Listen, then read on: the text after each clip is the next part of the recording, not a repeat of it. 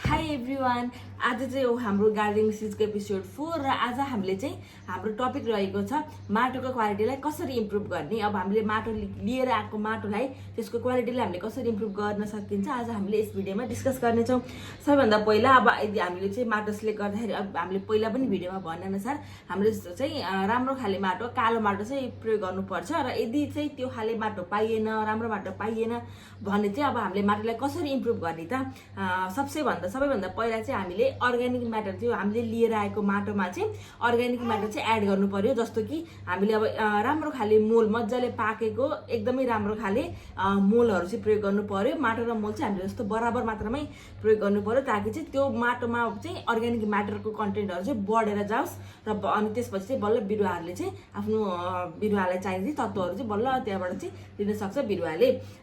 मोल र माटो चाहिँ बराबर जस्तो नै प्रयोग गर्नु पर्यो सुरुमा गर्दा। र अर्को एउटा तरिका के छ भन्दाखेरि चाहिँ अब कौसी खेती गर्दा होस् या चाहिँ करेसाबारी गराउँदाखेरि हामीले चाहिँ सबैभन्दा सुरुमा चाहिँ त्यो हामीले त्यो माटोमा चाहिँ कुनै पनि खाले कोसेबाली चाहिँ यो लगाउनु पर्यो कि कोसेबाली लगाउँदाखेरि के हुन्छ भन्दा कोसेबालीको जरामा चाहिँ यस्तो गिर्खा हुन्छ कि त्यो गिर्खाभित्र चाहिँ एउटा हामीलाई चाहिने एउटा राइजोम ब्याक्टेरिया भनी हुन्छ कि ब्याक्टेरियाहरू हुन्छन् जसले के गर्न सक्छ त भन्दा हाम्रो एटमोस्फियरमा भएको नाइट्रोजन भन्ने जुन तत्त्व हुन्छ तिनीहरूलाई चाहिँ त्यो ब्याक्टेरियाहरू चाहिँ लिन सक्छ कि त्यो लिगेर चाहिँ आफ्नो जति प्रयोग हुन्छ आफ्नो युज गर्ने भयो नयुज भएको चाहिँ त्यो माटोमा रहने भयो।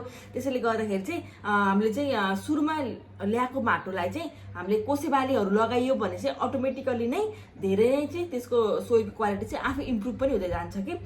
कोसेबाली अन्तर्गत के पर्छ भन्दा सबैभन्दा राम्रो भनेको चाहिँ हाम्रो यो मटर हो, केराउ चाहिँ एकदमै राम्रो हुन्छ यो कामको लागि पनि।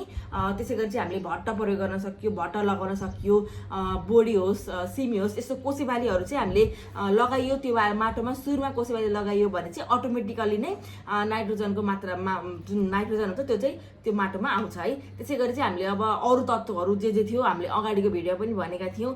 सबैभन्दा इम्पोर्टेन्ट माटोमा चाहिने तत्त्वहरू भनेको चाहिँ एनपिके नाइट्रोजन, पोटासियम र फस्फोरस, क्याल्सियम, मेग्नेसियम, बोरन यी भनेका चाहिँ एकदम मेजर नै चाहिन्छ कि जुन तरकारी खेती गर्दा होस् फलफुलको लागि होस् यी तत्त्वहरू चाहिँ चाहिन्छ। त्यसैले गर्दाखेरि चाहिँ अल्टरनेटिभ सब्स्टिट्युटहरू चाहिँ यो माटोमा प्रयोग गर्नु पर्यो। यसरी गरियो भने चाहिँ हामीले अटोमेटिकली आफ्नो माटोको क्वालिटीलाई चाहिँ बढाउन सकिन्छ।